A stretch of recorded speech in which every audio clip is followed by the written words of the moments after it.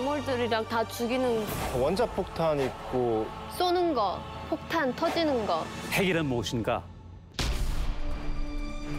이게 그 올라갈 때 온도가 1억 도. 온도가 1억. 태양 표면 온도의 약 10배쯤 되는 거죠, 그렇죠? 태양보다 뜨겁다고요? 모든 걸 다 갖고 올라가는 거. 그 안에 있던 사람이 됐건 건물이 됐건 흙이 됐건 전부 다 갖고 올라갈 거야. 이게 도시 하나를 없앨 수가 있거든요. 무기가 서울 상공에서 터지게 되면 어떤 일이 벌어요? 오는데 걸리는 시간이 얼마나 걸려요? 빠르면 남가북의 시청자가 하나 될 때까지 함께합니다. 이제 만나러 갑니다. 네. 2017년 5월 기다리신 분들 많았을 겁니다. 사실 무엇보다 중요한 우리 선거 투표일이 또 있잖아요. 네. 대통령 선거 투표일이 있으니까 사전 투표하실 분들 네, 미리 하시고 그리고 또 투표는 꼭 해야 되고 요거 좀 한번 체크 좀 해보겠습니다. 1일 근로자의 날, 3일 석가탄신일, 5일 어린이날, 와. 그리고 9일은 선거로 인한 임시공휴일 투표하시고요. 야. 10일이 거의 연휴가 이렇게 있는 거죠. 좋겠다. 자, 그러면 오늘 또 한 분 반가운 분이 나오셨어요. 이분 역시 예능대세예요. 천재 작곡가. 작가. 그리고 천재 천재 뮤지션. 방송인. 그렇죠. 예. 정말 그리고 천재적인 얼굴을 가지고 계세요. 안녕하세요. 작곡가 배우 가수 유지아입니다. 안녕하세요. 처음 뵙겠습니다. 반갑습니다. 보고 싶었어요. 어쩌면 머리 스타일도 베토벤 같고. 예. 네. 그러게 말입니다. 개구맨인 줄 알았어. 아니 우차사 개구맨 닮았어요. 아니 우차사 개구맨 닮았어요. 아니에요. 작곡가예요. 예. 그러게. 근데 너무 재밌게 이렇게 웃으시고 막 이래서 개그맨인 줄 알았어요. 현주 씨한테 배운 거지요. 현주 씨한테 배운 거지요. 근데 연휴하면 또 생각나는 게 있잖아요. 네. 톨게이트 우리 예령 씨. 톨게이트 일하시죠? 아니 유재한 씨가 굉장히 유명한 작곡가시거든요. 예. 노래 한번 조금 들려주시면 아마 산 넘어 들 넘어 구름 넘어 정답게 울리는 영각 소리 예쁘다. 박목공 우리를 부른다네 우리를 부르네 저 푸르른 들판으로 어서 가자 빨리 가자 뛰어가자 정든 곳으로 톨게이트. 거창 톨게이트. 어떠세요? 노래 너무 잘하셔서 깜짝 놀랐는데요. 잘해요. 그러니까 예를 들면 우리나라에서도 충분히 좋아하실 만한 너무나 예쁜 목소리를 갖고 계신 것 같아가지고 개인적으로는 느낌 굉장히- 오시죠? 예. 솔로보다는 듀엣이나 네. 아라씨 한번 좀 들려주시겠어요? 진짜요? 노래를 한번 노래. 해주세요. 하나 둘 셋 넷. 산 넘어 들 넘어 영을 넘어 정답게 울리는 그냥 솔로로 하는 거는 예. 잘하시지만 네네. 그래도 우리 예령 씨. 예령 씨 너무 잘하셔서 깜짝 놀랐네요. 목소리가 너무 얘기 좋으신데요? 네. 대박이다. 저도 손이 너무 잘해요. 좋아. 저도 레슨 받고 있어요. 그러세요? 네. 그럼 예. 더 받으시길. 자, 여러분 멋진 황금 연휴에 꼭 투표하시고요. 네. 또 멋지게 즐기시기 바라겠습니다. 이제 만나러 갑니다. 이제 본격적으로 시작하겠습니다. 예, 매주 새롭고 신기한 북한 이야기가 가득한 이만갑 오늘의 주제 공개해 주세요. 완전 정복! 이것이 북한 핵이다! 요즘에 6차 핵실험을 놓고 전쟁설이 돌 정도로 아주 남과 북이 냉랭하고 네. 상황이 좋지 않습니다. 선제 타격, 플루토늄, 수소탄 많은 말들이 있는데 사실 네. 무슨 말인지 정확하게 모르겠어요. 예. 네, 오늘 그래서 저희가 쉽게 도대체 이게 무슨 이야기냐, 정말 핵이란 무엇이냐에 대해서 잘 알아듣기 좋도록 오늘 강의를 한번 저희가 직접 들을 수 있는 기회를 또 준비했습니다. 사실 외국에 나가보시면 비행기에서 어느 호텔에서 해외 뉴스만 틀면요. 매일 나오는 게 이 북핵 문제입니다. 네, 핵 문제. 자, 과연 그 핵이 뭔지 정말 알기 쉽게 설명해 주실 교수님을 모셨습니다. 제 학교 모교의 교수님이시고요. 대한민국 최고의 핵 전문가십니다. 서울대학교 원자핵공학과의 석윤열 교수님 모셨습니다. 반갑습니다.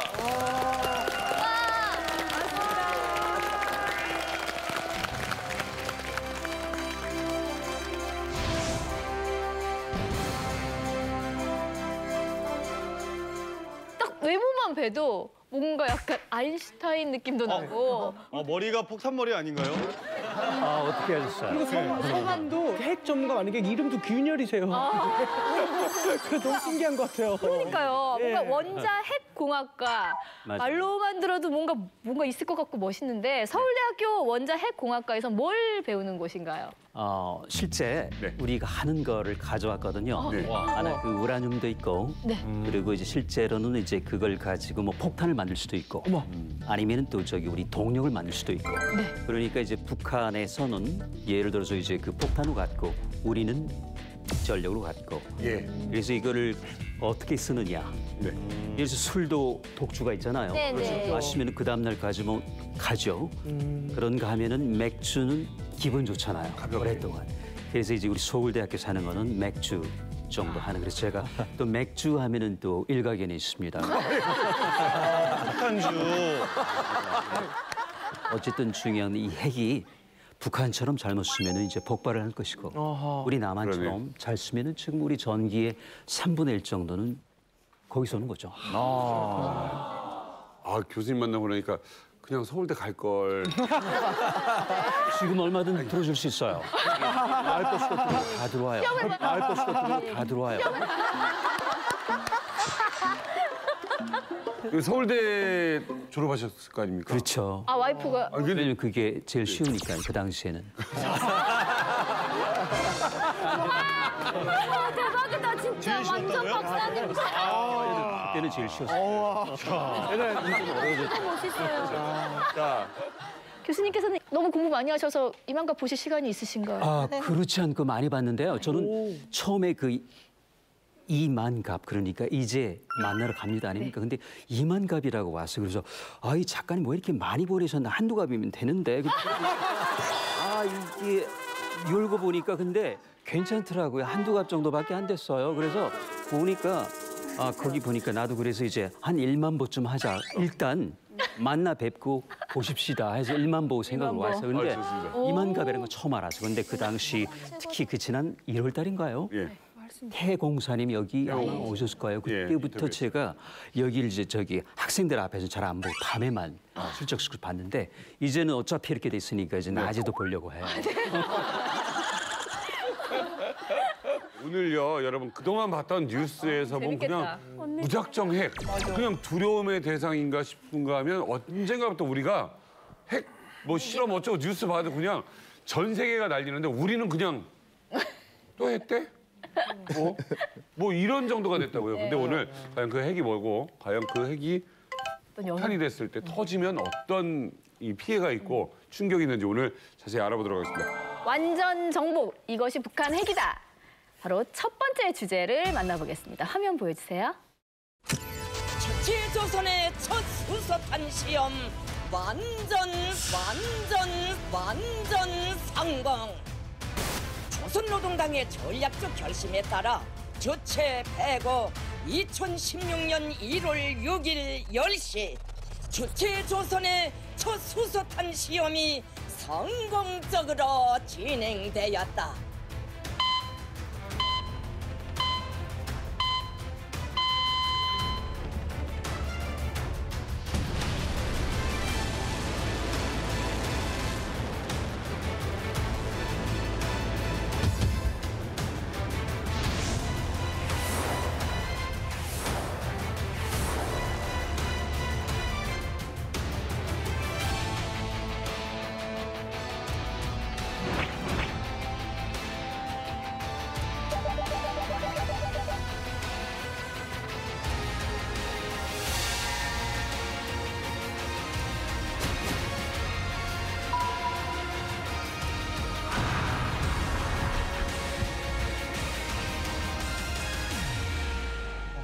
네, 핵하면 저는 진짜 전쟁, 뭐 무기 이런 게 생각나서 너무너무 무서운데 핵에 대해서 정확하게 아는 분들이 별로 없는 것 없어요? 같아요. 예, 그냥 핵은 그냥 핵무기다. 뭐 버섯 이렇게. 그룹. 예.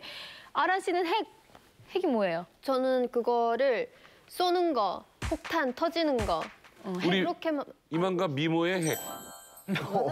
핵미터. 못 터지겠네요. 핵미터. 못 터지겠네요. 핵미터.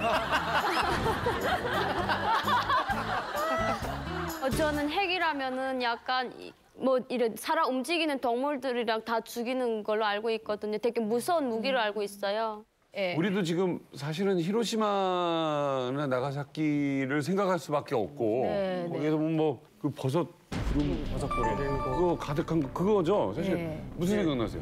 저는 젊은이들 사이에서 보통 말 중에 이제 핵 예쁘다, 핵사이다. 핵사이다, 뭐 이런 말만. 핵노잼. 핵노잼, 핵불잼 뭐 이런 핵이라는 단어를 너무 쉽게 그냥 친근감 있네요. 예, 친근감 있게 쓰는데 사실상 솔직히 이제 오늘 조금 선생님께 좀 배워봤지만 이 핵이란 거를 이렇게 좀 쉽게 접근하기에는 좀 굉장히 알아야 될 것들이 많은 것이 아닌가. 이게 그러니까 좀 이런 생각이 좀 들더라고요. 네. 어때요? 네. 어때요? 혜연 씨.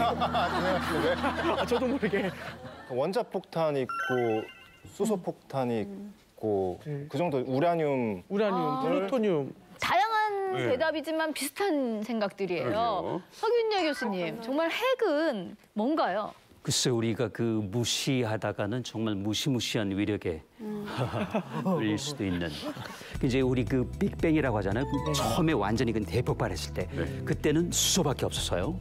근데 수소라는 건 이제 혼자니까 외롭잖아요. 쓸쓸하니까 자꾸 짝을 찾는 거예요.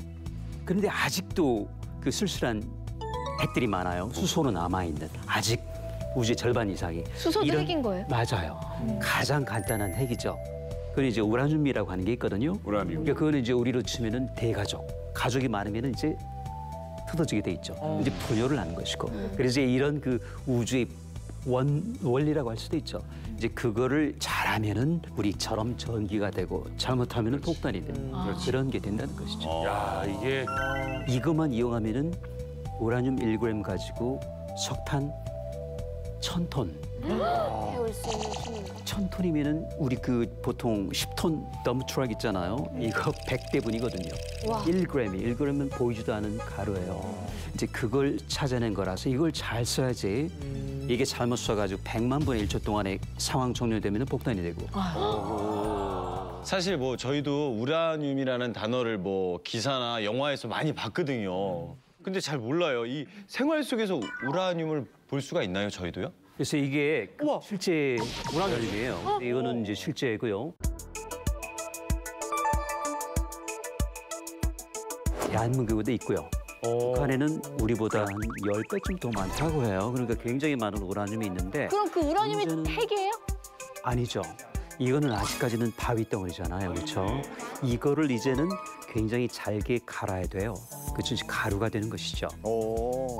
이걸 수천 번 돌리면은 계속 갑이 온 것, 갑이 온. 그걸 이제 우리가 농축이라고 하죠. 그래서 이제 원심 분리기라는 게 있고, 근데 요즘은 그게 너무 이제 촌스러우니까 전기가. 커다란 거 말씀하시는 거죠? 그건 옛날 이야기고요. 한 지금은 굉장히 작아졌어요. 몇백 미터 막 되는 것 같은데. 아, 그거는 이제 정말 사이클로트라는 굉장히 오래전에 공부하셨나요? 그건 40년대 쓰던 거거든요. 지금 이제 안 써요. 그 전기만 많이 들어가고 저기 효율이 떨어진 거 안 쓰고요. 조그맣게 우리 북한에서도 아마 그 이제 지름이 한 이 정도밖에 안 되죠. 이거는 이제 그 대신 개수를 늘려서 하나로 하는 게 아니고 1000개, 2000개 전기가 많이 들죠. 그러니까 지금 북한 같이 전력 사정이 많이 우리 남한보다 덜하잖아요. 그러니까 상당히 아마도 20분의 1 정도, 10분의 1 정도는 이 공장이 계속 쓰는 겁니다. 많이 들죠? 그래서 그거 말고 또 좋은 방법이 없을까? 그래서 나온 게 원자로 안에 집어넣어요. 이제 이게 되는 거예요. 그게 뭔데요? 이게 뭐예요? 이게 이제 플루토늄.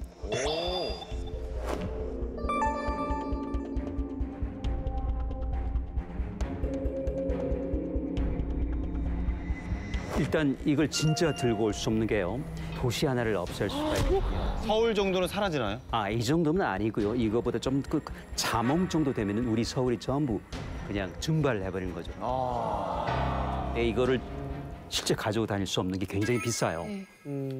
우리 제작진도 찾으셨던데 1g에 약 400만 원이니까 이 정도 되면 약 500억 원쯤 돼요. 약 500억 원쯤 돼요. 500억원짜리인가요? 500억짜리라면은 아파트를 사시겠어요? 아니면 이걸 만드시겠어요? 아파트만 땅을 살 거예요. 땅을 사시죠. 네. 근데 북한에서는 이걸 만들기로 미친 짓이지. 그렇죠. 근데 김 부자 내외 지금까지 손자까지 왔죠. 이걸 택한 거예요. 핵이란 무엇인가? 사람이 됐건 건물이 됐건 흙이 됐건 전부 다 갖고 올라갈 거라. 용산까지 핵 미사일이 오는데 걸리는 시간이 빠르면 5분, 서울 상공에서 터지게 되면 오네 하고 있으면 죽죠. 피할 수만 있다면. 어디로 피해야 되나요?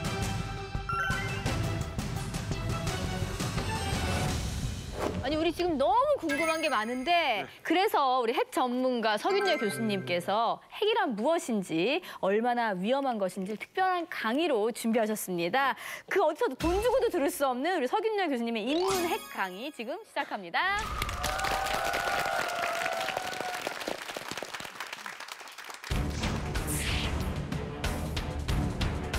핵이란 무엇인가?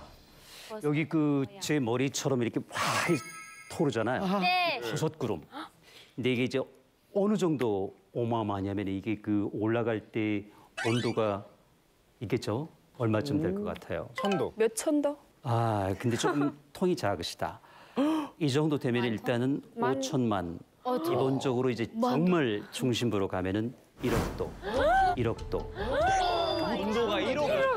도 있어? 태양 표면 온도의 약 10배쯤 되는 거죠, 그렇죠? 태양보다 뜨겁다고요? 태양 안쪽보다. 그게 이제 지구상에서 있을 수 없는 일이 일어나게 되는 거죠. 써서는 안 되는 거예요. 그러니까 일단은 뜨거운 게 올라가잖아요, 그렇죠? 그리고 압력이 100만 파스칼이라고 하는데, 그러니까 한 100기압이 너무 순간적으로 큰 거는 이제 1000기압쯤 되니까. 근데 올라가면 어떻게 될까요? 한 1km 반경에 있는 모든 걸 다 갖고 올라가는 거. 그 안에 있던 사람이 됐건 건물이 됐건 흙이 됐건 전부 다 갖고 올라가는 거야. 이게 어디까지 올라가느냐? 10km니까 어떻게 되죠? 보통 우리 대형 항공기 왔다 갔다 하는 데 있잖아요. 거기까지 올라간단 말이에요. 그러면 어떻게 될까요? 그러면 이쪽은 완전히 이제 진공 상태가 되죠. 양쪽에는. 그러면은 올라가다가 이렇게 그 천사처럼 띠가 늘어져서 가죠. 근데 왜냐면은 압력이 떨어지니까 이슬이 맺히는 거예요. 가다가 또 압력 또 이슬이 맺히고, 그리고 일단 10km 가면은 자기 자리를 찾은 거죠. 이제 거기서 퍼지기 시작하죠. 그 다음부터는 이제 낙진, 그러니까 그야말로 떨어지는 먼지가 되는 거예요. 그렇죠. 문제는 근데 핵이란 게 100% 안 터져요. 히로시마 같은 경우는 0.1% 정도 내지 1% 정도. 나가사키는 잘하면 10% 정도. 그러니까 나머지는 전부 다 조각조각 해가지고 날아가는 것이죠.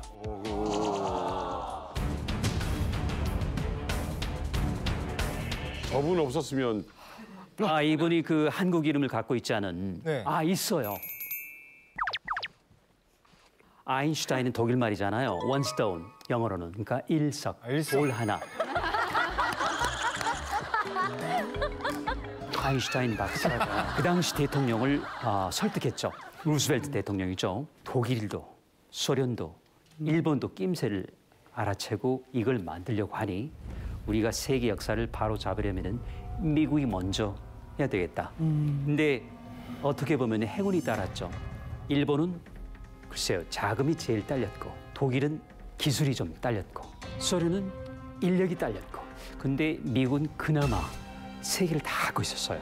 그리고 또 한 가지는 인력, 유태인, 독일 과학자들이 상당히 많은 것 같잖아요. 그러니까 인력이 굴러 가버린 거예요. 그래서 일본하고 독일하고 미국이 경쟁을 암암리하고 있었죠. 근데 1등만 살아남았고, 미국이 1등을 했고, 놀랍게도 일본이 2등을 했는데 2등은 아무 쓸모가 없는 거예요. 그렇죠. 그래서 혹시 기억하시죠?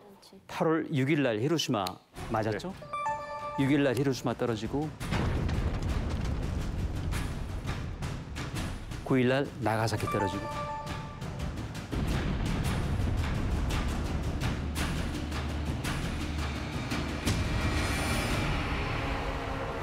교수님, 그러면 인류가 터지는 거를 실제로 우리가 피해를 겪은 건 2번밖에 없는 거잖아요. 그렇죠. 실전에서는 2번 쓴 거죠.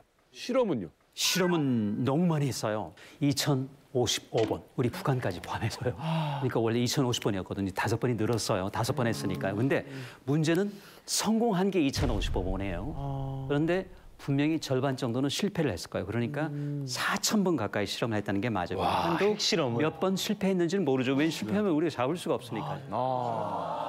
아니 그러면 북한은 성공을 했나요? 한 건가요?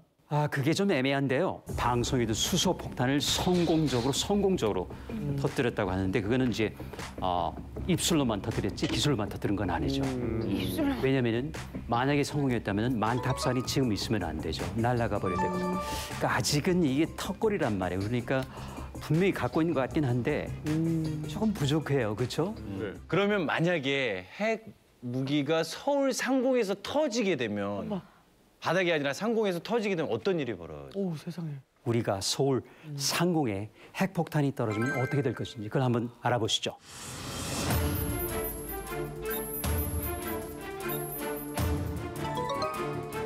일단 발사 탄두라고 가정했죠. 그리고 이제 1톤보다 낮으니까 싣고 갈 수 있다.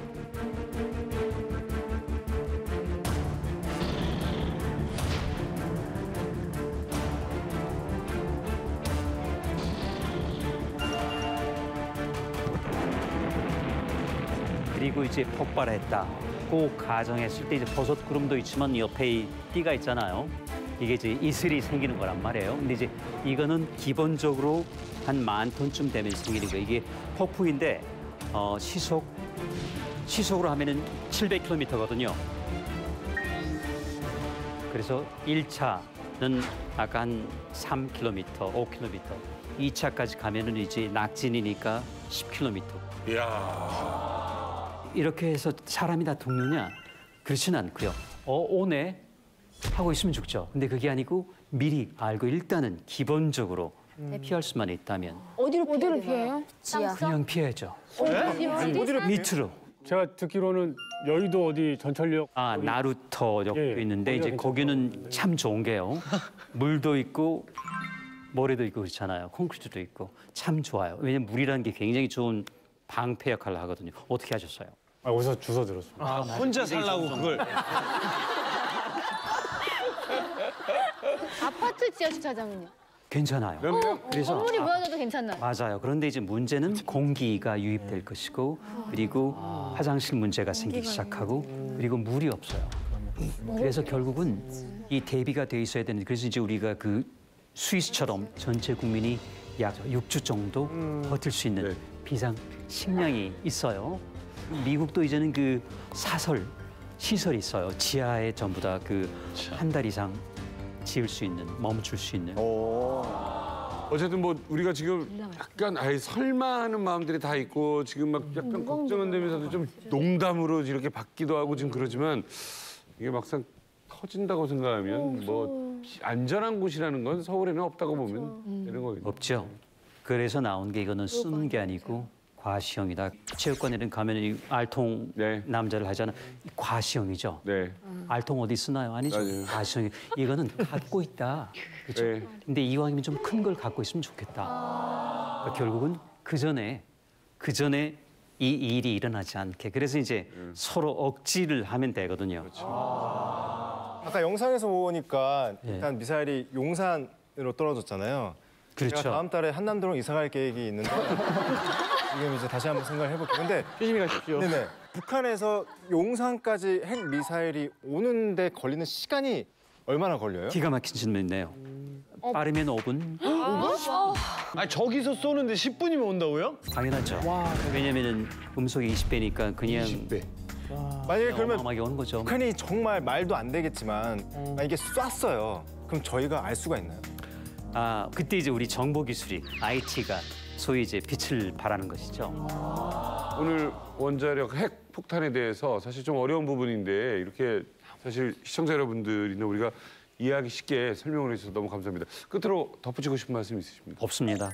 핵을 공부하시면서 무서운 적은 없으셨어요?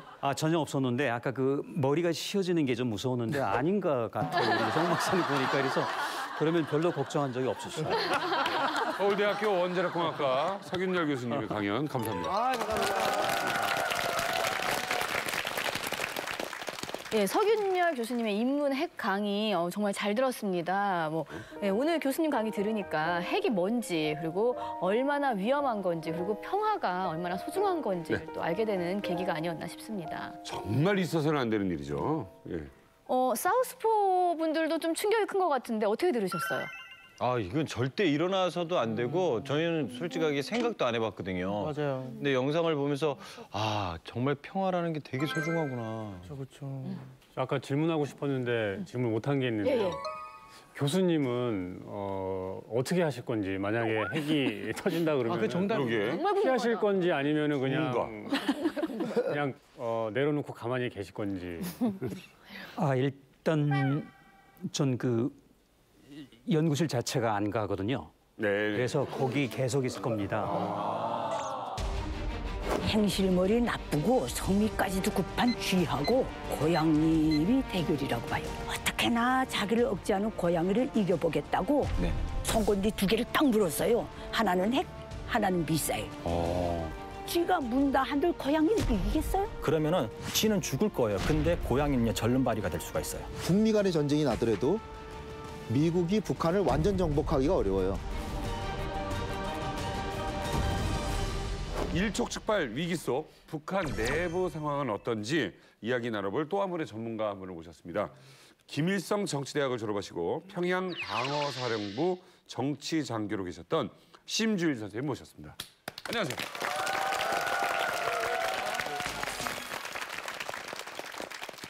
방어하는 곳인가 봐요. 예, 말 그대로 평양 지키는 부대입니다. 제가 수도방위사령부를 나왔거든요. 예, 여긴 방위사령부라고 그러죠. 예. 북한은 방어사령부라고 그래요. 같은 거구나 그럼. 방어사령부. 예. 하지만 훨씬 더 힘든 곳이죠. 수도 방위사령부는 되게 쉬운 곳이거든요. 아유, 무슨 소리예요? 아니 이제 군인으로서 제일 좀 쉽게 갈. 최고의 명분. 하긴 뭐 서울대 들어가기도 쉽고 또 가기도 쉽고. 관악산에는 2가지 방법이 있어요. 서울대를 가느냐 수방사를 가느냐.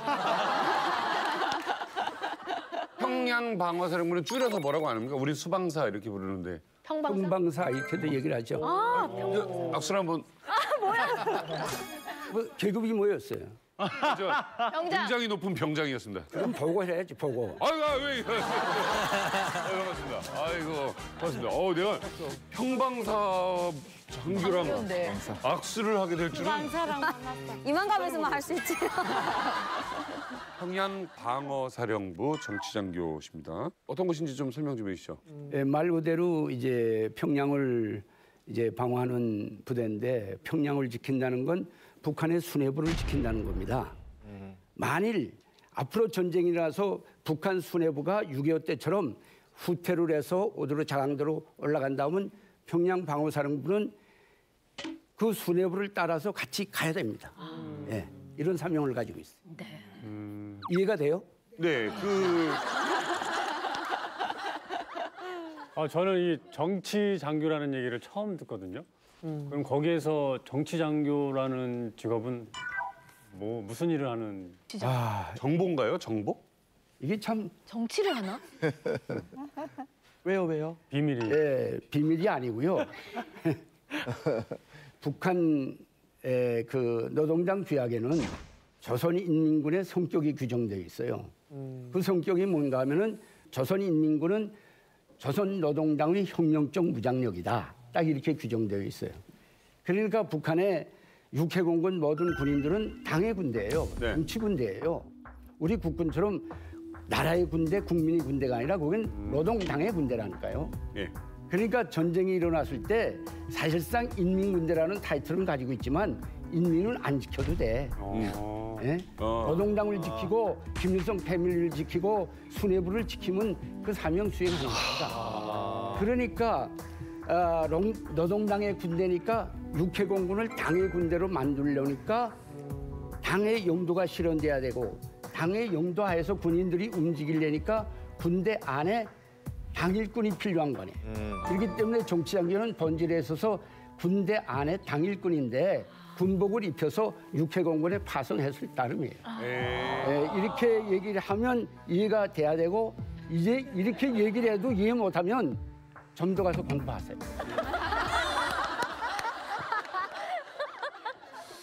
여러분 오늘 핵 관련 최고의 교수님 그리고 또 정치 장교 출신의 또 장교님까지 오늘 이만갑에서 아주 흥미진진한 이야기가 네. 벌어집니다. 기대해 주십시오. 예, 요즘 정말 핵이 이슈라 북한의 6차 핵실험을 앞두고도 여러 가지 시나리오가 이렇게 나오고 있거든요. 그러니까요. 5월에 진짜 위기가 올 것이다, 뭐 미국이 선제 공격을 할 것이다 이런 아주 무시무시한 얘기가 나오고 있는데 그래서 이번엔 이 여러 가지 설들에 대해서 전문가들과 이야기 나눠보는 시간을 가져보겠습니다. 네, 최근 북한의 핵실험을 예측한 인공위성 사진 분석 단체 38로스 많이 들어보셨죠? 38로스와 이만갑의 뇌생남 형석 씨가 직접 인터뷰를 진행해 봤습니다. 자, 38로스가 어떤 단체죠? 38로스는 그 미국의 존스 홉킨스 대학교 산하 기관이고요. 이 38로스라는 그 단체가 북한을 계속 연구해온 단체예요. 그러다가 2012년도에 상업적 위성을 샀어요. 사가지고 그 위성을 가지고 북한을 365일, 24시간을 볼 수 있는 그런 유일한 이제 연구 기관이거든요. 이 기관이 이제 그 유명해졌던 거는 2012년 이후에 북한이 핵실험을 해온 그 정황들을 포착을 했어요. 그게 다 맞았고요. 그래서 이 기관이 아주 공신력 있는 기관입니다. 예. 예, 그럼 그런 38로스는 북한의 6차 핵실험을 어떻게 예측하고 있는지 화면으로 만나보시죠.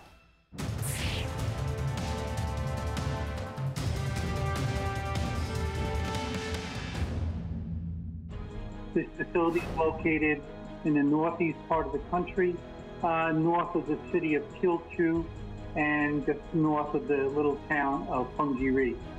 And they've conducted 5 tests so far. 1 test in a tunnel to the east and 4 tests in the north portal or the tunnel on the north side. We believe that any future tests will be conducted at the north portal. Well, what we do is, as I said before, we look at every available high-resolution satellite image. And we've been able to tell patterns of activity. And these patterns, before the previous 4 tests, have shown us similar patterns today or in the past 6. So with the statements they've made publicly and with the activity, we've come to the conclusion that they can conduct the test at any time now. The tunnel to be prepared, and all they need is the order from Kim Jong-un. Unless something happens dramatically at the diplomatic level, it's likely that they will continue to test. 직접 이렇게 인터뷰 해봤는데 어떠셨어요? 제가 인터뷰하면서 궁금했던 게 그거였어요. 혹시 북한에서 북한을 손바닥처럼 들여다보니까 북한이 압력이 없었냐 하니까 조셉 연구원이 그러더라고요. 북한 대사관에서 더 이상 연구하지 마라. 이런 협박도 했다 그러더라고요. 근데 그 협박보다 이제 인류의 평화를 지키는 게 더 중요하다. 그래서 이러한 감시를 계속 해야 된다라고 말씀을 하셨고 또 한 가지는 이제 풍계리의 그 여러 가지 장치들 있잖아요. 근데 저희 언론에서 이게 위장술일 수 있다. 이런 또 언론의 보고도 있어서 제가 물어봤어요. 혹시 이게 위장술이 아니겠느냐 하니까 그럴 가능성도 있지만 현재로서는 북한의 6차 핵실험 징후다. 이렇게 그분은 분석을 하시더라고요. 혹시 먼저 그 징후를 알고 먼저 지하로 숨으려고 계속 그렇게 관찰하고 계시는 건 아니라고 하던가요?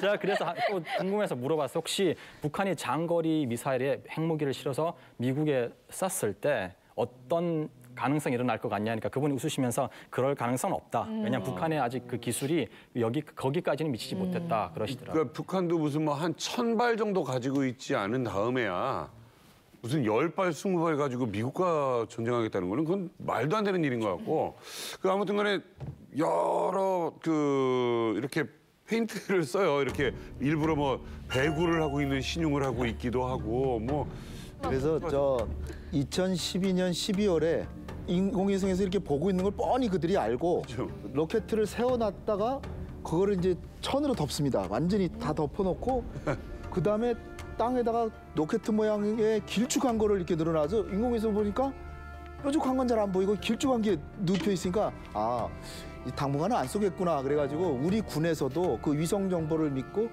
당분간은 안 쏜다. 무장 해제 이렇게 했는데 불과 4시간인가 5시간 만에 쏴버렸어요. 강찬호 선생님, 추가 핵실험 있을까요? 제가 보기에는 이제 그 김정은이 정상이라면 6차 핵실험은 참 쉽지가 않을 것이다. 지금 예측을 하고 있는데요. 왜냐하면 2013년도에 핵실험을 하고 나서 4차, 5차 핵실험을 했는데 이건 정말 김정은이 감정적으로 막 한 측면이 있거든요. 그러니까 이 4차, 5차를 하게 되면 어떤 제재가 들어오고 어떻게 위험해진다는 거 다 알고 있음에도 불구하고 막 해버렸죠.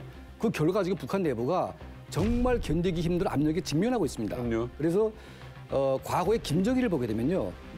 94년도에 핵실험 준비를 다 끝냈지만 10년 후에 핵실험을 합니다. 그러니까 2006년도에 핵실험을 하는데 그 이유는 뭐냐면 94년도에 했더라면 정말 북한은 얻어맞아가지고 끝납니다, 북한이. 그래서 참은 거죠. 근데 지금 현재 김정은은 자기 아버지에 비해서 정책 수행 능력이 굉장히 떨어지는 측면이 있고 전략적인 판단이 거의 없는 상태입니다, 지금. 그러다 보니까 지금 무리하게 핵실험을 했는데 지금 와서 보니까 실수했구나, 이걸 느끼는 거죠. 그래서 북한의 이제 그 핵 능력의 목표는 소형화까지 가겠다는 목표를 가지고 있기 때문에 실험 준비는 하고 있지만 언제 누를 것인가는 판단을 해야 됩니다. 그래서 김정은이 약간 정신 차린 것 같아요, 지금 요새 보니까. 그래서 당장 6차 핵실험을 하기에는 거의 쉽지가 않다. 만약 하게 되면 정말 중국이 북한을 목 잘라가지고 고사시킬 수 있기 때문에 저는 정말 어려운 판단이라고 보고 있습니다. 자, 지금 뭐 북한의 핵실험 관련된 이야기를 하고 있습니다. 그 미국이 언젠가부터 일본하고 굉장히 친밀한 분위기를 보여주고 있고 그런가 하면은 또 우리는 사드 문제로 중국과는 좀 어려운 상태고 그러더니 갑자기 미국이 또 중국과 갑자기 이렇게 좀 교류 협력을 하고 있는 상황입니다. 대한민국은 과연 어떤 입장일까요? 이 어려운 상황 속에 몇 가지 시나리오를 저희가 준비를 해봤습니다. 첫 번째 시나리오는요? 예, 첫 번째 시나리오는요. 북한이 6차 핵실험을 하면 어떻게 될까? 화면으로 만나보겠습니다.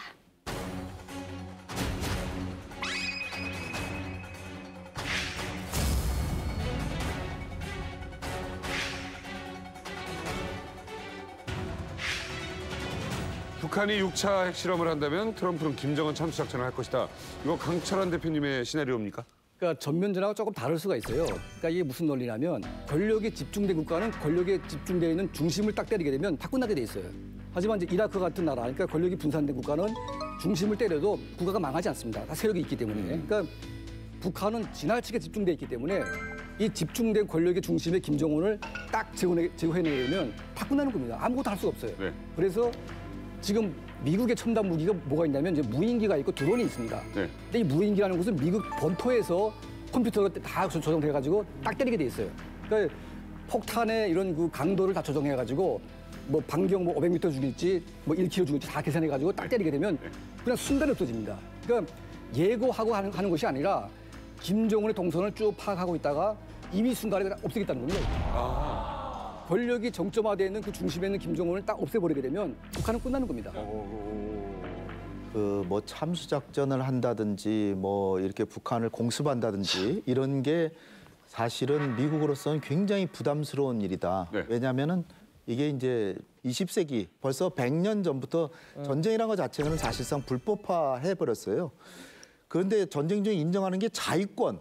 먼저 침공을 받으면 막기 위해서 하는 할 수 있고 그거는 정당한 권리예요. 우리 개인도 강도 만나서 생명의 위협을 하면 정당방위하다가 상대방이 크게 다쳐도 용서해주고 그러잖아요. 마찬가지로 국제사회에서도 정당방위는 되는데 핵실험이 과연 침략행위냐 이 문제예요.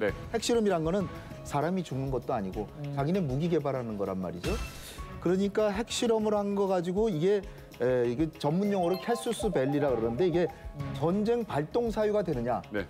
제가 보다 안 나오는 거고 그런데 이제 장거리 미사일이나 이런 거는 일본의 배타적 경제 수요가 하면 일본은 요격하려고 그러고 넘어가려고 그러면 요격한다 그러고 이번에도 뭐 켈빈스로가 요격하잖아요. 제가 볼 때는 이번에 만약에 장거리 미사일 쏜다 그럴 때 켈빈스로나 어디서 그걸 요격한다라고 말은 지금 하지만 실제로 제가 보기엔 안 쏠 것이다. 왜냐하면 제가 볼 때 한 50%도 명중 확률이 없기 때문에 만약 실패하면 그간에 어마어마한 돈을 낭비했다. 이런 어마어마한 비난이 있기 때문에 저는 못 쏠 것이다 이렇게 봅니다. 심지어 선생님. 뭐 트럼프 대통령이 워낙에 강경하게 나가고 뭐 개인의 트위터에다가도 막 그 개인 의견을 막 밝히기도 하는데 선제 타격에 대한 이야기 어떻게 생각하십니까? 북한하고 미국하고는 지금 기싸움하고 있어요. 기싸움하고 있는데 미국하고 북한하고 기싸움의 역사는 이미 전에부터 오래 있었습니다. 그리고 이번에 또 역시 이제 최룡해가 이제 연설하는 거 보니까 그때 김일성이가 연설한 걸 그대로 했다 문장을 옮기면서 이번에 조금 문구가 달라진 건 놈들이 핵을 쓴다면 우리 시구의 핵으로 우리는 까겠다. 그렇다면 북한이 저렇게 나오는 조건하에서 트럼프는 어떻게 할 거냐. 트럼프가 만일 저러다가 말 것이면 북한은 이긴 겁니다. 지금까지 북한은 미국하고 항상 기싸움에서 이겨왔어요. 이번에도 트럼프가 어쩌지 못하고 그냥 이것을 잠잠해지면 북한은 아마 우리 장군님의 담력을 봐라. 트럼프도 꼼짝 못하고 물러가지 않느냐. 그러네. 그러면서 김정은의 그 위대한 그 신격화는 대단히 하늘을 찌를 듯 할 겁니다.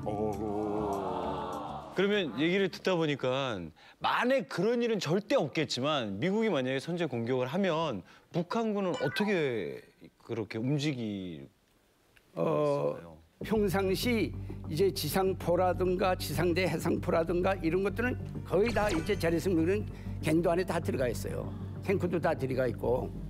그러나 1차 타격할 때 가만히 앉아서 맞기만 하겠는가? 맞을 수는 없잖아요.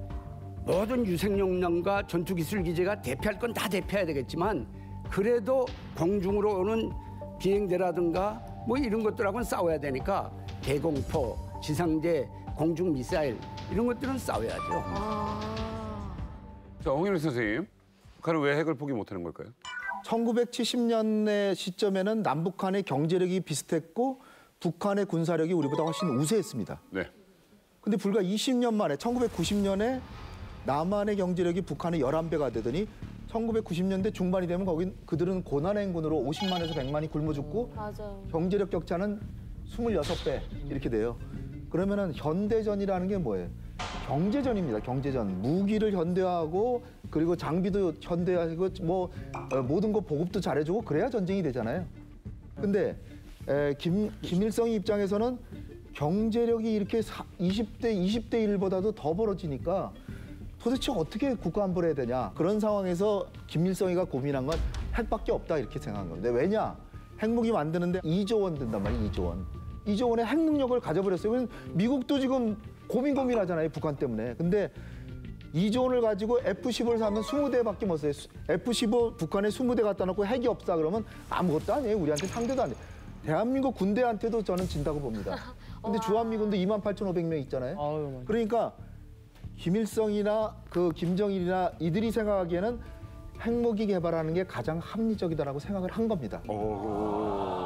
실제 제가 군 출신으로서 봤을 때 북한의 핵이라는 것은 북한 체제가 존립하는 한 핵이라는 것은 벼랑 끝 전술 때문에 있는 게 아니라 체제가 존재하는 끝까지 가야 될 무기다라는 겁니다. 즉 핵이라는 것은 김정은의 생명선과 연장선에 있다라는 거죠. 이렇기 때문에 나중에 정말 우리가 생각했을 때 김정은이가 무너지고 새로운 지도자가 나온다라고 해도 권력에 맛을 들인 지도자라고 한다면 그 권력을 놓기 싫어서라도 핵은 무조건 고집할 거다라는 겁니다. 제 생각에는 이게 무엇보다 중요한 게 사실은 주민들의 입장일 거라 생각이 드는데 심하윤 씨께 좀 여쭤보면은 혹시 이렇게 김정은이 이렇게 핵을 포기하지 못하는 것에 대해서 주민들은 좀 어떻게 생각을 하는지 혹시 좀 여쭤봐도 될까요? 북한 주민들은 좀 자랑스럽게 생각하죠. 저 처음에 그 1차 핵실험을 할 때 2006년도에 막 중대방송 있다고 막 모여라고 했어요. 그래서 사실 모이러 막 가면서 저는 속으로 그때 김정일이 죽었나 이렇게 생각했거든요. 중대방송도 하는데 핵실험을 했다고 막 했어요. 근데 사람들이 핵이 뭐지? 그때 잘 몰랐거든요. 그냥 좀 미력 있는 무기일 것이다 하는데 그때 막 하면서 우리가 이렇게 핵실험에 성공을 함으로써 사회주의 강성대국에 한 발자국 더 다가서게 된다라고 하면서 조금만 힘을 내자. 우리는 우리 나라를 미국의 그런 속에서부터 철옹성같이 지킬 수 있다. 그래서 그 사회주의 강성대국이 뭐냐 사람들이 이 밥에 고깃국 먹는다는 거죠. 이러면서 기대를 가는 거지. 그래, 핵무기 몇 번 만들면 우리 좀 잘 살게 되나? 그 밑도 끝도 없이 그냥 세뇌 때문에 믿는 거예요. 우리나라 그래도 좀 못 먹고 못 살아도 우리 미국보다 더 강대하구나. 이 핵무기 만드는 나라, 그리고 핵무기 가지고 있는 나라가 몇 개 안 되는데 이 나라가 바로 우리 조선이다 이렇게 이야기하니까. 그러니까 옛날에 김정일 시대 때는 핵 뭐 강명성 뭐 2호를 성공시켰다면 보도로만 그냥 뉴스로만 내보내고 끝이었어요. 근데 김정은 정권이 올라서서 김정은은 한 번씩 성공할 때마다 그 과학자들을 굉장히 치하해주면서 직접 평양 견학을 시켜주고 집도 주고 엄청나게 이걸 핫 이슈로 떠들고 전국에 아주 경산한 듯이 이걸 떠들어댔어요. 근데 주민들은 아무리 이걸 만들어봤자 우리가 못 먹고 못 사는데 어디에 필요 있냐. 못 사는 나라를 잘 지켜봤자 무슨 쓸모가 있냐 이런 생각을 하면서 핵무기를 자랑스럽게 생각하는 주민들도 가끔 있겠지만 대부분은 차라리 이걸 안 만들고 우리가 잘 사는 게 낫다. 이번에는요. 다음 시나리오를 보시겠습니다. 이번 시나리오 역시 정말 있어서는 안 되는 일이지만 그냥 시나리오일 뿐입니다. 북한이 6차 핵실험에 성공해서 서울을 공격하면 어떻게 될까에 대한 시나리오입니다. 무섭다.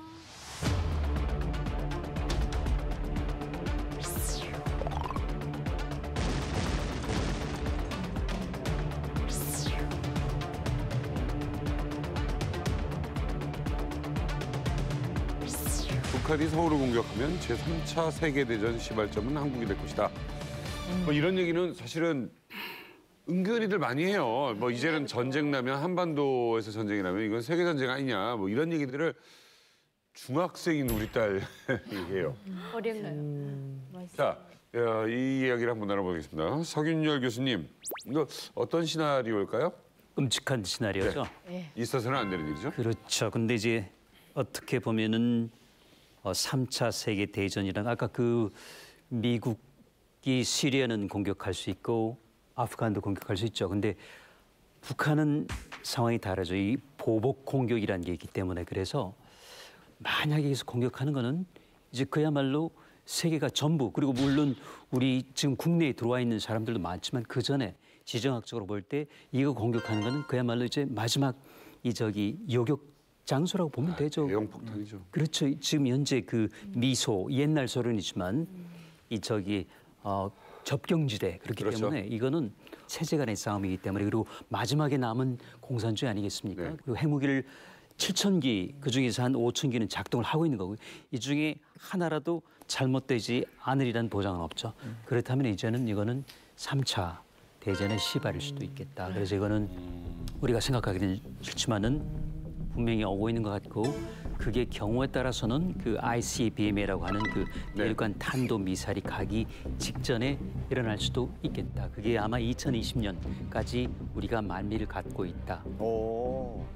이게 만약에 전쟁이 나면 안 되지만은 혹시 전쟁이 나면은 우리나라를 이제 응원해주는 주변국에서는 저희 나라를 어떻게 도와줄 수 있을까요? 글쎄요. 뭐 우선 한미 방위 조약 때문에 미국은 당연히 참전을 하겠죠. 그럼 미군이 이제 참전해서 북한을 공격을 하겠죠. 그러면은 북한도 남한에 있는 미군 부대 용산이나 평택을 공격을 하겠죠. 그리고 한 가지 더. 만약 그렇게 공격한다 그러면요. 일본의 그 오키나와에 있는 미군 부대가 있어요.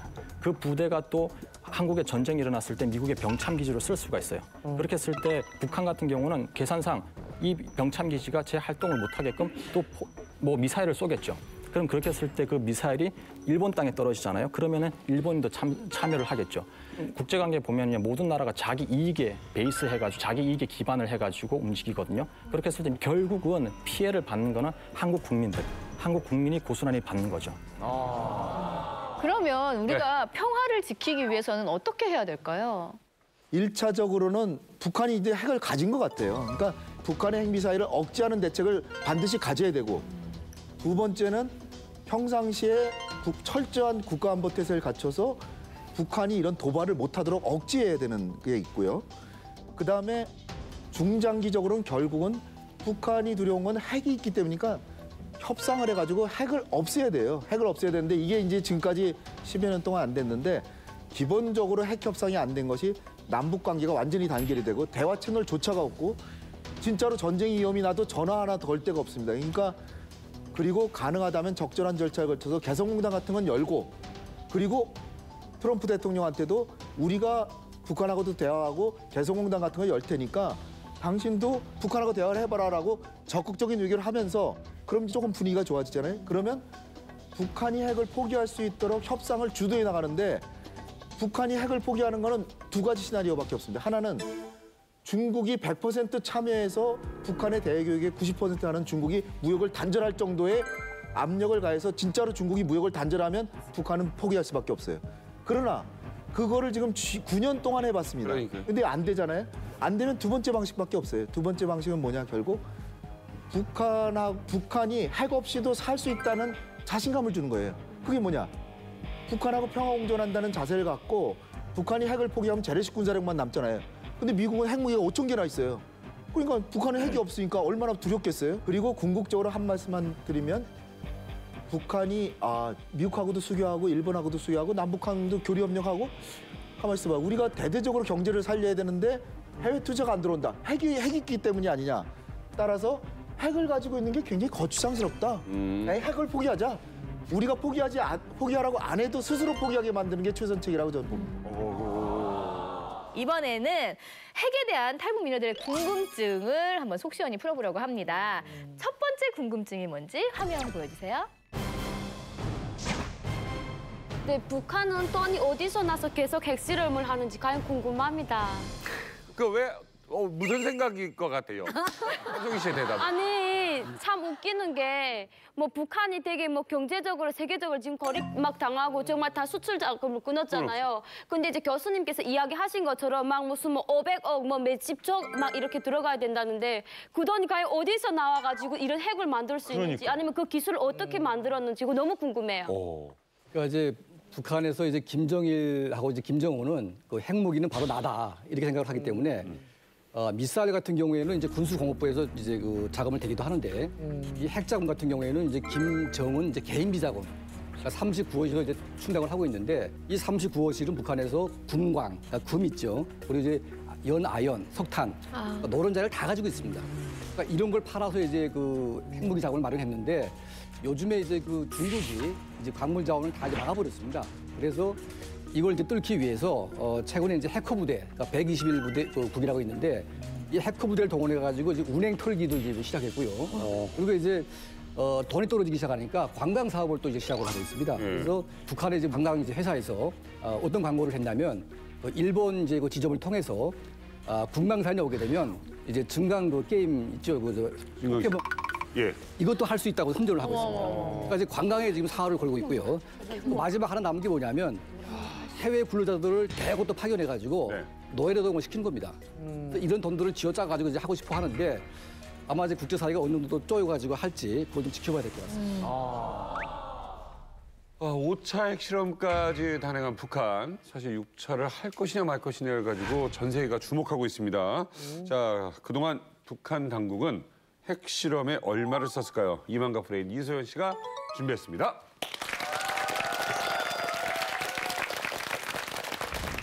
국방부 자료에 따르면 북한은 해마다 핵실험 비용으로 1천억 원을 들였습니다. 실제 핵실험을 하려면 핵시설이 있어야 되지 않겠습니까? 그래서 북한은 핵시설 비용으로 7천억 원이 들었고요. 건홍축 우라늄 비용으로 4천억 원이 들었습니다. 핵무기 제조에는 2천억 원이 들었고요. 핵융합 비용으로 1천억 원이 들었습니다.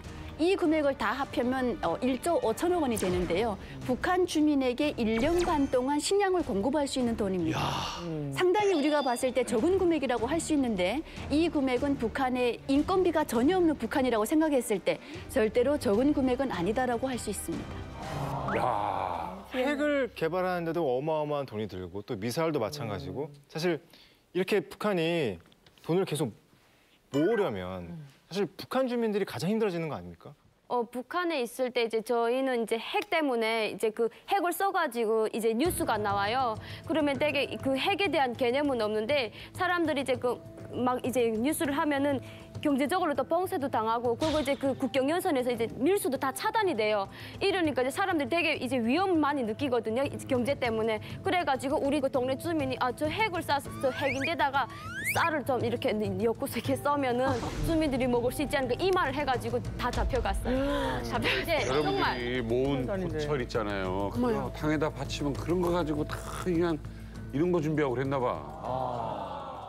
그 2009년에 광명성 2호를 발사했을 당시에 북한에서 주민들에게 강성대국으로 가려면 충성물자가 필요하다 이러면서 뭐 쌀이라든지 파철, 파동 이런 것들을 막 모금을 했었어요. 근데 북한 주민들이 정말 우리가 강성대국으로 갈 수 있겠구나 이런 꿈에 부풀어가지고 당시에 광명성 2호가 성공을 했었거든요. 그러다 보니까 이런 충성물자 모금에 아주 열성적으로 참여하기도 했었거든요. 근데 문제는 이 충성물자로 모은 것들이 오히려 밀수꾼들의 돈주머니를 부풀리는 데 쓰여졌어요.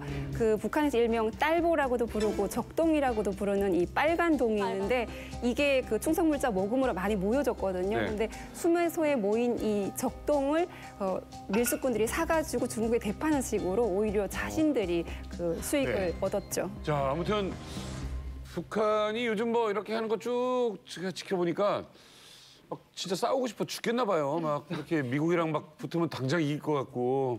사실 국력으로 보면요. 경제력으로 보면 남북한이 40대 1이고 남한보다 미국의 경제력이 거의 13배 이렇게 되니까 거의 600대 1.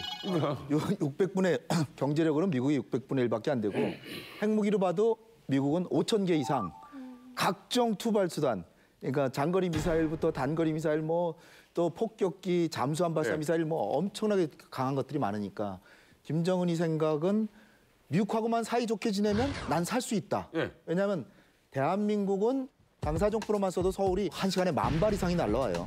그러니까 김정은이가 진짜 두려워하는 건 우리가 아니라 미국입니다. 그래서 미국하고 단판을 벌여서 그래. 정말로 상존을 보장받든지 네. 아니면 억지력을 가져야 되는데 억지력은 미국이 핵무기 5,000개 갖고 있으니까 핵밖에 없다. 예. 이건 고슴도치 전략이라고 볼 수 있죠. 예. 나를 건드리면 너 역시 치명타를 받는다. 좋습니다. 그래서 지금 그쪽으로 가고 있는 것 같아요. 자, 이만갑 우리 탈북민애들이 궁금해하는 북한의 핵 관련된 다음 궁금증 보시죠. 북한은 전자제품도 못 만들면서 핵은 어떻게 만들어요? 뭐 자동차도 못 만들고 전자제품 하나도 못 만들어서 다 수입해다 거의 쓰잖아요. 저희 집 같은 경우도 남한제나 아니면 중국제를 많이 썼어요. 근데 이런 북한이 어떻게 다른 나라를 이렇게 위협할 수 있는 핵을 만들 수 있는지 참 궁금합니다. 그러면 우리 사우스포가 과연 어떻게 생각할지 영주 씨, 이 기술을 어떻게 알아냈을까요? 그러니까 북한이 이제 핵을 보유하는 게 자기의 이제 최선의 방법이라고 생각하니까는 전 세계 이제 각지에 있는 과학자들이나 이런 사람들을 뭐 이 핵에 관련해서 돈을 아끼지 않으니까 그런 사람들 모아가지고 외국인 기술을 빼내지 않았을까. 저는 유학생이었을 것 같기도 하고. 성호 씨는? 저는 그 아무래도 러시아 쪽이 핵이 먼저 개발을 했고 러시아를 쉽게 접했기 때문에 러시아의 기술자들을 통해서 약간 카피를 굉장히 잘했을 것 같아요. 흉내내기. 그렇기 때문에 그 하나만 파면 그 기술을 충분히 얻었을 거라고 생각하기 때문에 전자제품은 아니더라도 이 핵무기 쪽은 굉장히 빠르게 카피를 떴을 것 같아요. 그러게 좋은 말씀들이신 것 같은데요. 실제는 80년대부터 굉장히 이제 가속화를 했단 말이에요. 근데 그때쯤 일어났던 사건이 하나 구소련이 붕괴됐습니다. 그럴 때 상당히 많은 이제 러시아가 됐죠. 그때 그 많은 과학자들, 그게 몇십 명이 몇백 명이 모르죠. 상당히 많은 부분이 분명 물자하고 같이 유입이 됐을 것이다. 그게 첫 번째 이건 가설이에요. 가설이요. 아무도 확인을 못했죠.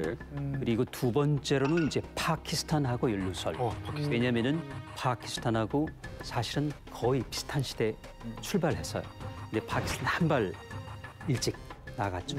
어쨌든 간에 이런 걸 보면 분명히 거기 이제 그 압둘 칸 박사 이야기도 나오고 이런 걸 보면은 분명히 적어도 두 나라하고는 협력이 있었을 것이다. 그리고 거기에는 아마 이란이 분명히 연계됐을 것이다. 그러니까 이 세 나라가 지금 이제 지목을 받고 있는 것이죠. 그러니까 농축 기술, 그다음에 고폭 기술, 그리고 이제 마지막에 그 재료 이런 부분. 그리고 말씀드렸다시피 이게는 더 이상 그 최고 기술이 아니에요. 누구나 약간만 건드려만 주면 갈 수 있는. 그래서 그래서 이제 등을 밀어주니까 이제 달리기 시작하고 지금은 아마 거의 홀로서기 하지 않았나 그런 생각이 들어요. 그러니까 이제 그 선택과 집중을 저는 했다고 보는데요. 70년대 초에 이제 북한 핵 개발을 준비하면서 북한에서 가장 우수한 학생들을 핵 개발을 다 이제 공부를 하게 한 거죠. 그래서 뭐 김성종합대학, 이과대학 그 수재들을 이제 핵 물리학을 공부하게 했고 이 사람들을 러시아로 유학을 보냈습니다. 그리고 북한의 우수한 인재들과 러시아의 그 핵 물리학자들이 와가지고 북한의 영변 핵단지를 건설을 했습니다. 그게 바로 지금 북한의 핵무기를 만들 수 있는 이제 강력한 수단이 된 거죠. 그러네요. 자, 이 답변을 들으니까 좀 이해가 됩니다. 네, 저도 뚝 떨어진 게 아니네요. 네, 저도 핵 궁금했던 이야기들을 이렇게 미녀들 덕분에 듣게 되니까 아주 좋습니다. 예, 다음 궁금증 기대되는데요. 화면 보여주세요. 핵무기가 불발되면 북한에 떨어질 수도 있나요? 저 진짜 궁금한 게 되게 많아요. 뭐가요? 근데 첫 번째 먼저 여쭤볼게요. 이렇게 북한에서 미사일을 발사했다는 뉴스가 정말 많이 나오잖아요. 근데 가끔 보면 이제 실패했다는 뉴스가 더 많이 접해지는데 혹시 북한 내에서 그거를 발사를 하는데 실패해가지고 불발되면 그게 북한 내에도 떨어질 수 있는 건지 그리고 2차적으로 대한민국까지 영향이 있는지 너무 궁금해요. 정말 기발한 생각인 것 같은데 그럴 수가 있어요.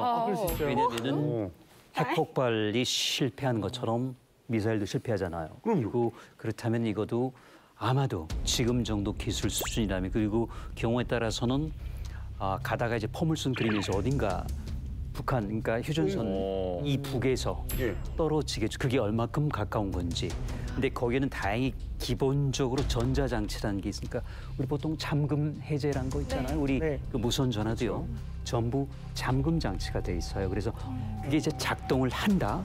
그래서 일단 북한 안에 떨어지는 게 저기 잠금을 풀면 안 되겠다. 그래서 그게 작동하면은 그러면 어떻게 되느냐?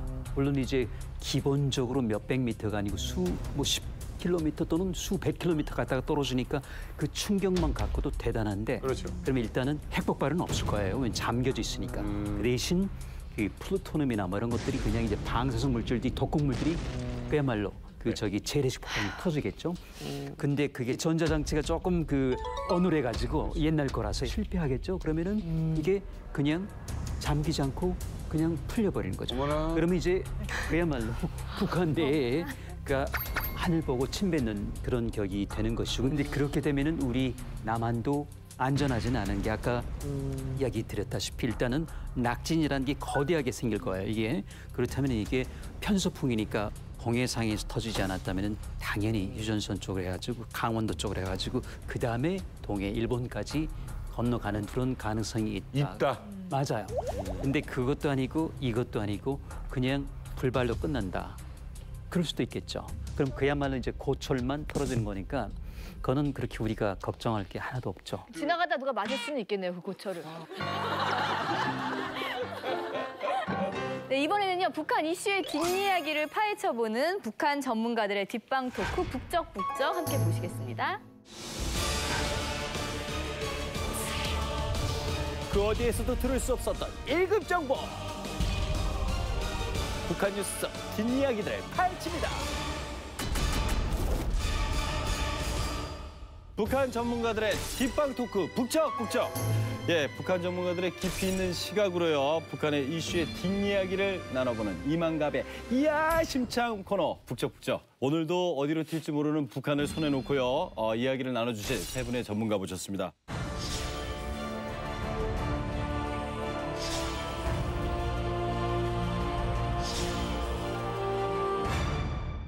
요즘 보니까 굉장히 젊어지시고 있는데 머리 물감 이유가 있습니까? 요거 하나 드렸어요. 그것 때문에? 아니 근데 그게 아니라 되게 젊어지신 이유가 주변에서 뭐 이렇게 젊게 불러주면 젊어진다 그러더라고요. 그리고 제가 기자님 누나라 그러면 더 젊어지지 않을까요? 누나 어때요? 난 내 여자니까. 자, 사실 뭐 지금 이만갑에서도 지금 북한의 핵 이야기가 계속 이어지고 있는데 제일 중요한 건 김정은과 트럼프 이야기거든요. 두 사람의 대립이 극으로 치닫고 있습니다. 그래서 오늘 북적북적에서는 이 두 사람의 관계 과연 어떻게 될지 예측해 보도록 하겠습니다. 자, 브리핑 함께 보시죠. 그것을 너무 알고 싶다의 김상중합니다. 요즘 분위기가 심상치가 않습니다. 트럼프는 김정은이 도발을 하면 강력 대응을 하겠다. 군사적인 대응을 하겠다고 하고 있습니다. 그런데 말입니다. 김정은은 눈 하나 깜짝거리지 않고 미사일을 쏘고 있습니다. 김정은과 트럼프, 이 대립각 둘의 관계는 과연 어떻게 될까요? 오늘은 전격 분석, 김정은과 트럼프에 대해 이야기해 볼까 합니다.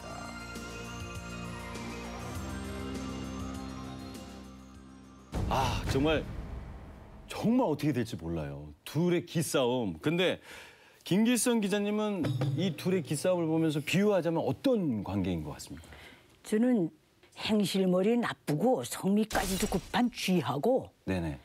고양이 대결이라고 봐요. 그러니까 쥐가? 예, 김정은이고 예. 고양이가 트럼프고 국토의 크기로 보나 네네. 인구수로 보나 외교력으로 보나 군사력으로 보나 그 국제적인 그 지위로 보나 이 짝에는 고양이나 같죠. 이제 말하듯이 행실머리 나쁜 후 성미까지 급한 쥐가 어떻게나 자기를 억제하는 고양이를 이겨보겠다고 네네. 계속 수십 년을 갈고 닦아서 송곳니 2개를 딱 물었어요. 하나는 핵, 하나는 미사일. 요걸로 이제 좀 그러면 뒷다리라도 물겠다. 그러나 속담에 쥐도 급하면 고양이 뒷다리를 문다 말이지. 그래서 고양이를 이겼다. 그런 말은 또 없어요. 그 얘기는 없죠. 네. 문다까지. 쥐가 문다 한들 고양이를 이기겠어요? 아, 그렇다. 그 유명한 뭐 영화 보면은 치킨 게임이란 거 있죠? 그거 몰라요. 치킨 게임이에요. 누가 겁쟁이냐를 가리는 게임이에요. 예를 들면 외나무 다리에서 네네. 서로 오토바이 타고 가는 거예요. 가면 당연히 부딪히잖아요. 갈 길이 없으니까. 그러면 죽기 싫은 사람은 강물로 떨어지죠. 부딪히면 죽고 떨어지면 창피만 나지만 사는 거죠. 그런 게임이기 때문에 둘 다 정면 충돌로 가다가 둘 다 피하면서 끝나는 거예요. 이게 한두 번 게임을 해보면 둘이 정말 정면으로 부딪혀서 둘 다 죽을 수도 있는데 여러 번 이런 걸 반복하다 보면 둘 다 피해서 둘 다 사는 걸로 끝나게 돼요. 그러니까 트럼프가 장담하기는 어렵다 이렇게 볼 수 있어요.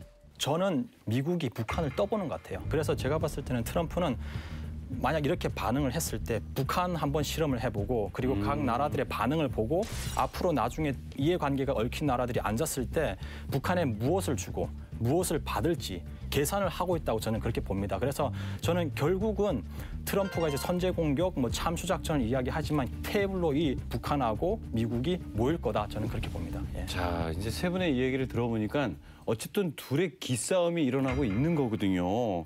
근데 이 기싸움은 과연 어떻게 끝날지 이게 굉장히 우리나라로는 궁금합니다. 그래서 이 김정은과 트럼프 과연 이들의 성향이 어떤지 그래서 먼저 공격력부터 세 분은 어떻게 생각을 하는지 별점으로 쉽게 좀 설명을 좀 부탁드리도록 하겠습니다. 먼저 김길성 기자님, 공격력에서는 별점을 준다면? 김정은 북한에는 별 2점을 주고 네.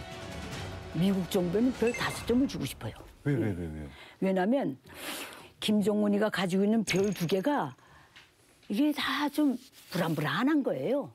왜냐하면 하나는 군사력을 놓고 내가 별을 하나 줬어요. 근데 군사력이 북한은 지금 반세기 내에 계속 전쟁 준비를 해오고 있는 나라지만은 그 나라 자체가 낙화다 나니까 총, 무기, 포 많이 만들어놨지만은 벌써 90년대 중반부터 탄 생산이 멎어버렸어요. 거의 10%대에서 고착돼서 올라 못 가요. 김일성이가 뭐라 그랬냐면 아무리 우리가 총포탄을 많이 가지고 있어도 탄이 없으면 부지깽이만도 못하다 그랬어요. 네. 탄을 보장 못하니까 계속 핵미사일로 나가는 거예요. 그것도 G 수준의 미사일과 핵을 가지고 계속 나가는데 이것도 그렇게 이게 저 국제적 기준에서 볼 때면 온전한 거라고도 말할 수가 없어요. 한 번 성공했다 실패했다 성공했다 실패했다 그러나고 노력이 가상해서 별 하나 더 주는 거예요. 그리고 동원력도 없어요. 그다음에 하나 주는 거는 그 허세적인 필살기 있죠. 그까지 말로 달겨드는 거. 세게 보이려고. 난 비유하는 건 목도리 도마뱀에 비기고 싶어요. 아, 쥐인데 목도리 도마뱀이요? 네. 만약에 김정은을 목도리 도마뱀으로 본다면 왜요? 목도리 도마뱀이 쭉 가다가 저보다 큰 거하고 맞다들렸다 하면 몸을 쫙 뚫고요. 몸을 쫙 뚫고요. 자기도 크다 하고 커 보이려고. 요참도 공격할 수도 있다 하고 계속 하는데 이 상태로 언제까지 가겠어요? 경련이 일어나서 죽어요. 시한이 넘기면. 기자님이 목도리 도마뱀으로 보여요 지금요. 그럼 내가 지금 표현했죠.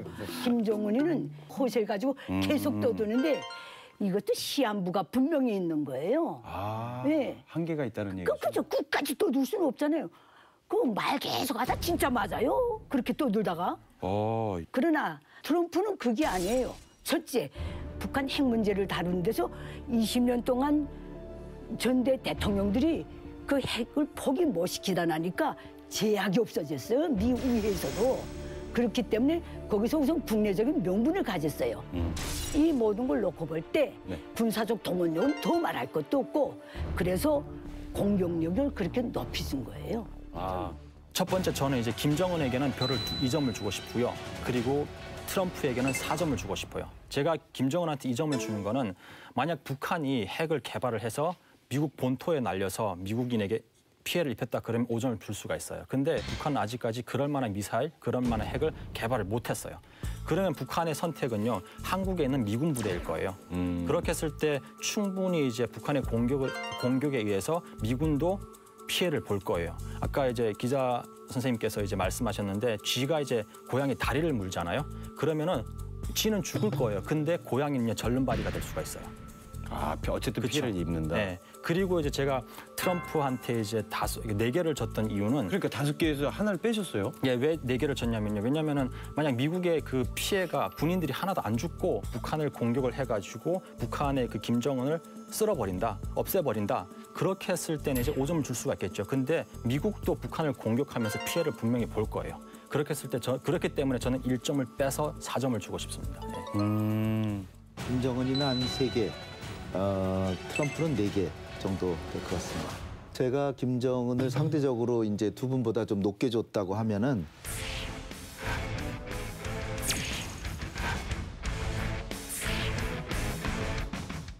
김정은이는 한 3개, 트럼프는 4개 정도 될 것 같습니다. 제가 김정은을 상대적으로 이제 두 분보다 좀 높게 줬다고 하면은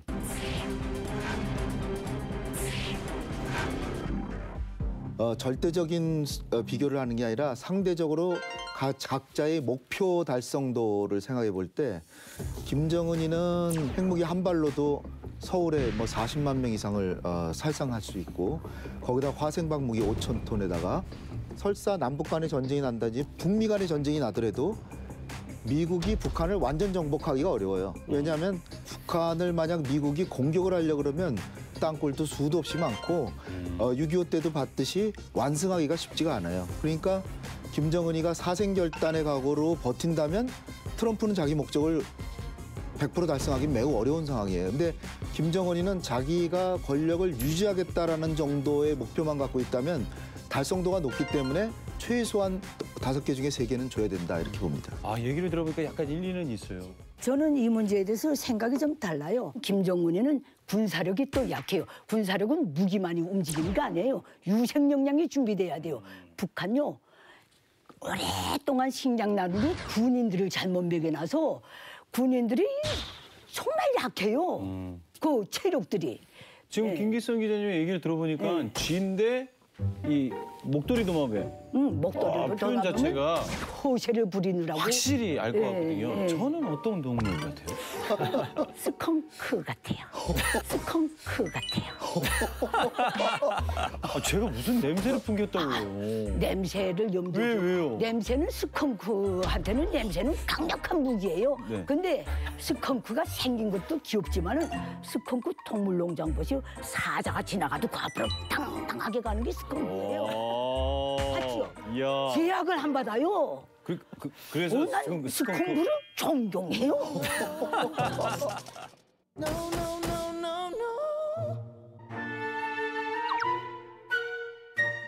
이제 중요한 거는요. 이제 공격력을 살펴봤는데 또 중요한 게 방어력이에요. 네. 그래서 이 방어력에 대해서 또 얘기를 안 들어볼 수가 없는데 김기성 기자님이 봤을 때 미국과 북한, 트럼프와 김정은 방어력 점수를 매긴다면?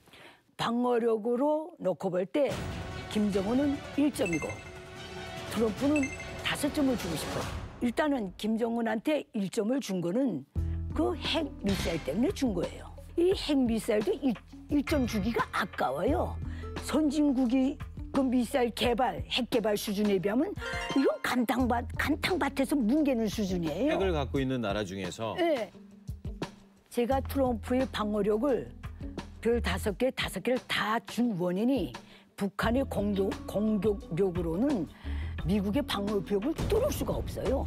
미국은 모함 함대 하나만 와도 한 개 국토에 전쟁을 수행할 수 있는 능력이 있어요. 북한은 그런 능력이 없어요. 그렇기 때문에 북한이 아무리 공격했다 해도 미군이 입는 피해는 그렇게 크다고 보질 않아요. 저는 북한의 방어력은 0점이라고 보고요. 아예 없다? 예, 아예 없다. 나도 0점으로 보고 싶어요. 그리고 트럼프의 방어력은 4점을 주고 싶습니다. 첫 번째는 이제 만약 전쟁이 북한하고 미국이 일어난다 그러면은 북한은 싸울 거예요. 미국을 향해서. 근데 결국 종국에는 마지막에는 김정은 정권은 사라지게 돼 있거든요. 그렇게 했을 때 사라진 정권이 무슨 방어력이 있어요. 그렇기 때문에 저는 0점을 주고 싶고요. 그리고 미국한테 이제 4점을 준 이유는 지금 한국에 30만 정도의 미국 시민들이 살고 있고요. 이 사람들이 분명히 다칠 거예요. 사상자가 아마 나올 거예요. 그렇기 때문에 100% 방어력은 없다. 그래서 4점을 이제 트럼프한테 주고 싶습니다. 예. 자, 또 이제 안 들어볼 수 없거든요. 네. 김정은 3점, 그다음에 트럼프 4점. 이 정도 주고 싶습니다. 아까랑 공격력이 네, 거의 똑같은... 비슷하죠. 네네네. 왜냐하면 뭐 축구도 그렇지만 최선의 수비는 공격이다. 뭐 이런 거나 마찬가지로 수비력이 있으면 공격력도 강화되는 거나 마찬가지죠. 북한의 경우는 사실 아까 공수가 양면성이 있다는 게 이거는 핵이 없는 나라에 가능한 거지 핵이 있기 때문에 절대적인 수비력이 있는 거예요. 그러니까 제가 별 3개 준 것도 오히려 작다라고 할 정도이고 중국과 러시아가 뒤에서 정치적으로 외교적으로 뒷받침하고 있기 때문에 굉장히 강하고 북한의 수비력은 어디 있냐면 핵과 미사일, 장사정포, 화생방 무기 이런 걸 가졌지만 이 무기들을 미국을 점령하거나 미국을 붕괴시키려고 만든 무기가 아니에요. 자기를 지키는 데는 충분한 무기라고 생각해서 만든 거죠. 그러니까 그 목적을 달성하는 데는 상당히 충분한 수비력을 갖고 있다. 트럼프의 경우는 뭐 지리적으로 미국이 워낙 멀리 떨어져 있고 아직은 북한의 미사일이 재진입 기술까지는 갖고 있지 않기 때문에 장거리 미사일 쏠 능력은 없다. 그런 측면에서 보면 미국의 방어력은 훨씬 더 강하고 트럼프가 방어력이 강한데 그렇지만은 미국이 북한을 좌지우지하지 못한다. 이런 측면에서 보면 미국이 그 100점 만점의 모든 방어력을 다 갖고 있다고 보기 어렵고 상당수의 미군들이 북한의 장사정포, 미사일, 화생방 무기 다 사정권 안에 있기 때문에 미국이 마냥 북한을 두들겨 패거나 그러기가 쉽지 않죠. 기싸움이 계속 유지가 되고 있다라고 생각을 했을 때 저는 궁금한 게 김정은 대 트럼프 이들이 우리한테는 유리한 게 뭐냐 이걸 분명히 따질 거라고요. 이걸 또 제가 홍영익 선생님한테 듣고 싶거든요. 그렇게 되면 한국한테 가장 유리한 게 무엇인가? 지금 상황으로 보면 북미 간의 긴장이 오히려 더 고조돼야 결국은 북미 간의 빅딜을 염두에 둔 협상이 이제 일어나는데 어떻게 보면 우리에겐 굉장히 불안하지만 이게 다 협상을 위해서 진통을 하는 것이다 이렇게 생각을 할 수가 있고 그래서 이런 말씀 좀 드리기 좀 그렇지만 전쟁이 날 위험이 있어서 사람들이 슈퍼 같은 데 가서 물이나 라면 같은 걸 사재기를 한다. 그럴 때쯤 되면은 북미 간의 대화가 될 수 있다 이렇게 생각이 됩니다. 그러나 이제 우리가 주도를 하지 못하는 협상이기 때문에 그 결과는 우리가 그렇게 바람직한 결과로 타결이 되지는 않을 수가 있습니다. 그래서 결국 우리가 바람직한 협상의 결과가 나오도록 하기 위해서는 남북 간의 대화도 하고 우리도 남북 간의 대화를 해볼 테니까 미국도 좀 해봐라 라고 한다면 설사 북미 간의 대화가 되더라도 우리를 제쳐놓고 북미 간에 자기네들끼리만 좋은 협상 결과는 안 이루어질 것이고 그러면 결국 우리의 이익도 반영되는 결과가 나오고 그렇게 되면 우리가 주도해서 북핵 문제도 해결하고 남북 경협을 더 활발하게 하면서 평화통일의 길로 한번 가볼 수 있지 않을까 그렇게 생각이 됩니다. 또 세계 그 전쟁사를 보면은 1차 세계대전도 사하라 예보 그 사건을 통해서 우발적으로 일어났어요. 그리고 미국이 이라크를 침공을 한 것도 9.11 테러 때문에 일어난 거거든요. 만약 한반도가 긴장이 증폭됐고 그 상황에서 김정은이나 트럼프가 잘못되게 판단을 해서 우발적으로 이제 공격을 했다 했을 때는 한반도에는 핵 참사가 일어나요. 그렇기 때문에 이 텐션을 또 조절을 하는 것도 어쩌면은 한국의 몫이 아닐까. 그리고 미국과 힘을 합쳐서 이제 이 긴장을 좀 완화시킬 필요가 있다. 저는 그렇게 봅니다. 모든 분들의 이야기를 들어보니까 이 생각이 드네요. 한순간의 선택이 평생을 좌우한다. 우리나라뿐만 아니라 미국, 북한 모두 현명한 선택을 했으면 좋겠습니다. 현명한 선택이었어. 북적북적 마치도록 하겠습니다. 감사합니다. 두 번 들어도 놀랍네요. 아이고. 누나 내 여자는.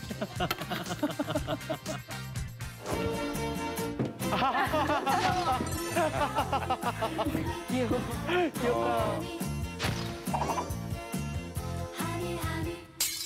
서양식 그 날라리 풍을 없애라고 직장에서 퇴출까지 당해요. 네? 북한에 존재하는 모든 법 규범에 몸과 마음, 양심과 도덕까지 다 바쳐서 김일성 족속을 모시라는 거예요. 북한 같은 경우는 그 선거라는 게 그 투표소에 가가지고 그 투표를 가서 그냥 넣기만 하면 되거든요. 함에. 예전에 90년대 초반인데 으로 평가를 해가지고 총살 당했어요. 아이고야. 이런 법이 우리나라에 있으면 남희석 씨 정말 큰일 날. 저랑 조세호 남창희는 무기징역이죠, 무기징역. 자, 우리 작곡 천재 유지한 씨. 아유, 예. 우리 좀 어려운 얘기였어요. 네네네. 첫날부터. 어려운 얘기지만 확실한 거는 꼭 우리가 알아야만 하는 주제라는 걸 또 생각하게 된 것 같습니다. 이게 제가 이 어린 친구들은 조금 이제 가까이 있지 않다는 이유로 핵이라는 문제가 이제 좀 멀리 떨어지는 것 같다는 이유로 좀 많이 이제 좀 그런 거에 대한 그 경각심을 좀 모르고 있는 주제인 것 같은데 꼭 이 방송을 통해서 이제 정말 우리가 아직도 조금은 위험한 속의 상황에 있다는 것을 이제 어린 친구들이 좀 알았으면 좋겠다는 생각이 좀 들었습니다. 네. 맨날 불안하게 살 수는 없고. 그렇죠. 뭐 너무 모르고 사는 것도 문제고. 네, 성우 씨 오늘 어떠십니까? 저는 어렸을 때 그 아이들끼리 싸우는데 우리 아빠는 뭐가 있다, 우리 아빠는 뭐가 있다 그런 아이들이 굉장히 많았거든요. 근데 제일 중요한 건 그런 아이들이 꼭 공부를 못해요. 그러니까 그 북에서도 그걸 알았으면 좋겠어요. 가장 필요한 건 우리 아빠가 뭐가 있다가 아니라 먹고 살기 위해서 가난을 없애는 게 제일 중요한 거니까 네. 국민들을 더 살폈으면 하는 생각이 들어요. 완전 정보 이것이 북한 핵이다.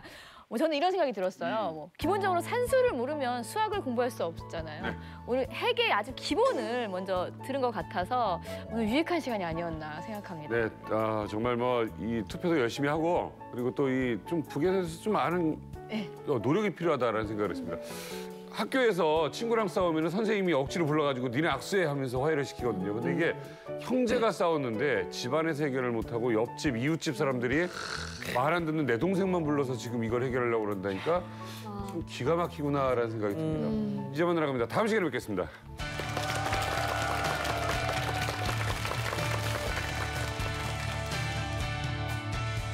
여성 골반 근육 강화기 베리안에서 백화점 상품권을 드립니다.